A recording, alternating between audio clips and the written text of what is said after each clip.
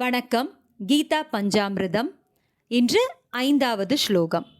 இது 18வது அத்தியாயத்திலிருந்து 66வது ஸ்லோகம்.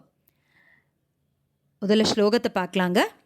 சர்வதர்மான் பரித்யஜ்ய சர்வதர்மான் பரித்யஜ்ய மாமேகம் சரணம் வ்ரஜ மாமேகம் சரணம் வ்ரஜ அஹம் த்வா சர்வ பாபேப்யஹ அஹம் த்வா சர்வ பாபேப்யஹ மோக்ஷ இஷ்யாமி மா சுச்சஹ மோக்ஷ இஷ்யாமி மா சுச்சஹ.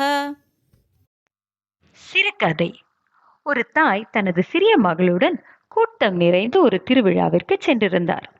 மகளுக்கு ரொம்ப சந்தோஷம். ஹை, நம்ம திருவிழாக்கு போறோம், அங்க நிறைய விளையாடலாம், சந்தோஷமா இருக்கலாம் அப்படின்னு துள்ளி குதிச்சு ஓடினா.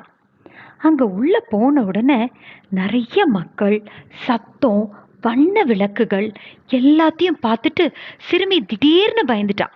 அம்மா அம்மா, எனக்கு பயமா இருக்குமா அப்படின்னு சொன்னா. அம்மா புன்னகையோட தனது கையை நீட்டி, என் கையை பிடித்துக்கொள் கண்ணா, நான் இருக்கும்போ உனக்கு எந்த பயமும் வேண்டாம் அப்படின்னு சொன்னாங்க. சிறுமி அம்மாவோட கையை இறுக்க பிடித்தாள். அந்த நொடியிலிருந்து அவளுடைய பயம் மறைந்தது. மகிழ்ச்சியாக திருவிழாவை சுற்றி பார்த்தாள்.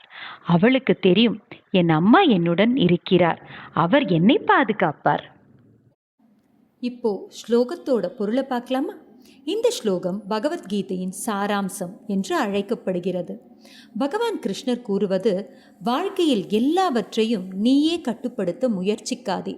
உன் கடமையை நேர்மையாகச் செய், மீதியை என்னிடம் ஒப்படை. நான் உனக்கு வழிகாட்டி உன்னை பாதுகாப்பேன். இது கடமையை விட்டுவிடு என்று சொல்லவில்லை. கடமையை செய்துவிட்டு கவலையையும் பயத்தையும் இறைவனிடம் ஒப்படை என்பதே இந்த ஸ்லோகத்தின் உண்மையான பொருள்.